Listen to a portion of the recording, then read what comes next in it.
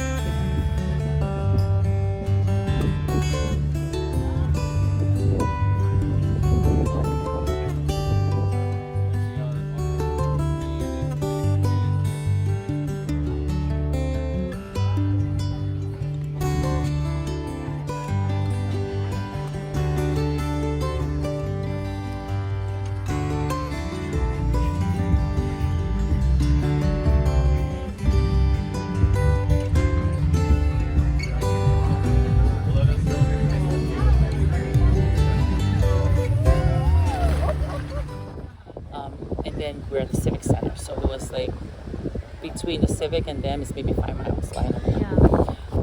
Because we're about 4.5 miles from Lahaina Luna. So they evacuated to us, we evacuated to Civic Center. We stayed there, and as literally from here to, I want to say maybe 50 feet, 60, 70 feet from where we're sitting, we could see the fire coming towards us already. So it was already, it engulfed our whole area, it engulfed Lahaina Luna, engulfed just everything coming towards where we were at. So firefighters came up and told us to evacuate again.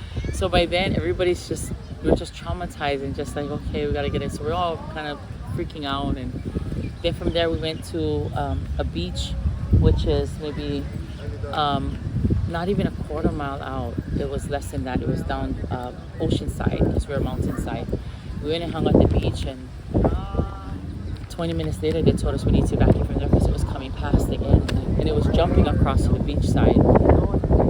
So from there, we evacuated. From there, we came here 2 times, which is maybe 8 miles from Civic Center. Right. So we ended up evacuating there, and we got there, and it was completely dark, pitch black, because all the power was out in all of Lahaina, and there was no phone line, so I didn't know what happened to my 2 oldest sons and the wife and the girlfriend and their kids. We had no connection since then, since 4 o'clock, which was when I last talked to my son. And it was sad because my son called me, my second son called me, and he asked, "What are you doing?" I said, "We're doing good." He goes, "No, Mom, Dad, I left. I jumped in with Kathleen. Dad was in the middle with Kiko, with my oldest son." And I go, "Wait, you guys all left together?" So and then it went dead. So his last, I guess, impression was that my husband still lost out there with my oldest son.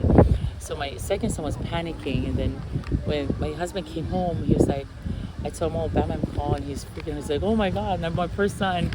And then they left, and the last time I saw my boys was that day, and we came to Times Supermarket, and it was pitch black, and everybody was it was filled, it was jam-packed with people.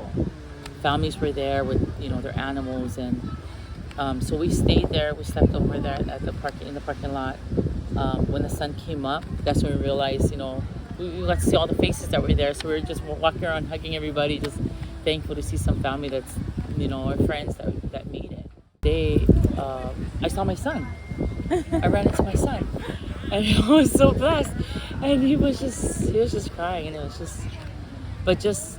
just that, just not knowing what happened to your kids. And I found out my oldest son actually made it around the other way of the island safely, waded to the other side of the island. He was okay, and he made it there with his family safely. But we slept at Times, and then from there that day we moved over to, there's what we call the dog park, but it's Honokowai Beach Park, and we slept there in the parking lot For 2 days.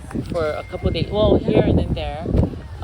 So you guys didn't have relief by then? We did it. Well, no, there was nobody. There was nothing was there.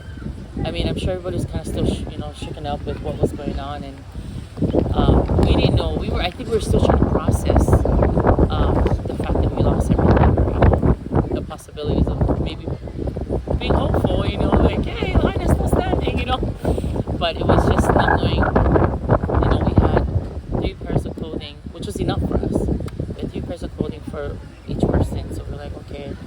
trying to figure out what our next step would be. And we had all our kids with us, our 5 younger ones, or 4 younger ones with us. And my youngest was 7, and she was having a hard time. She was real traumatized. She wouldn't stop crying. It was trying to deal with that. And the fact that there's still so many others out there that are still mourning and they're missing. There's a lot that's still missing that haven't been identified yet. But, you know, Lahaina's strong though, you know? Yes. Lahaina's a strong community, and, you know, we've gone through a fight, but nothing like this. But we'll come back. We'll come back strong, you know, with help out there, like you guys.